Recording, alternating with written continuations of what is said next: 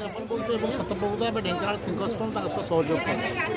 ତ କଥା ହେଲା ଆପଣ ଦେଖନ୍ତୁ ଏହି ସମୟରେ ମୌସୁମୀ ଆଗମନ ଥାଏ, ଧରିତ୍ରୀ ମାତା ଏହି ସମୟ ରଜସ୍ୱଳା ହୁଏ ଏବଂ ରଜସ୍ୱଳା ହେବା ପରେ ଛୋଟ ଛୋଟ କୀଟପତଙ୍ଗ ବୃକ୍ଷଲତା ଆକୁ ନେଇକରି ପୂର୍ଣ୍ଣଗର୍ଭା ହୁଏ। এই সময় কৃষকମାନଙ୍କ ভিতরে আনন্দর লহরি খেলে এবং সেই আনন্দর লহরিକୁ সে নিজের কন্যাମାନଙ୍କ ঝিଅମାନଙ୍କର ମୁହଁରେ ଦେଖିବା ପାଇଁ ସେ ଖୁସିଟାକୁ ସେ এই ରଜ ପର୍ବ ପାଳନ କରିବା ପାଇଁ ଚିନ୍ତା କରିଛି। ଏବଂ ଆଜି ଦିନରେ ଦେଖନ୍ତୁ এই ରଜ ପର୍ବ ସମର୍ପଣର ପର୍ବ। ପୁରୁଷ ଲୋକମାନେ କଟା ବଟା ସବୁକିଛି କରନ୍ତି ଏବଂ ଝିଅମାନଙ୍କୁ କୁଆଁରୀ ଝିଅମାନଙ୍କୁ ଦୋଳିରେ ଖେଳାନ୍ତି। ତେଣୁ ଏହି ପର୍ବ ଅନନ୍ୟ ପର୍ବ ଯେଉଁଠି ଏହି ତ୍ୟାଗର ପର୍ବ, ଯେଉଁଠି ପୁରୁଷ ଲୋକମାନେ ନାରୀ ଜାତିକୁ ସମ୍ମାନ ଦିଅନ୍ତି, ସ୍ନେହ ଶ୍ରଦ୍ଧା ଦିଅନ୍ତି।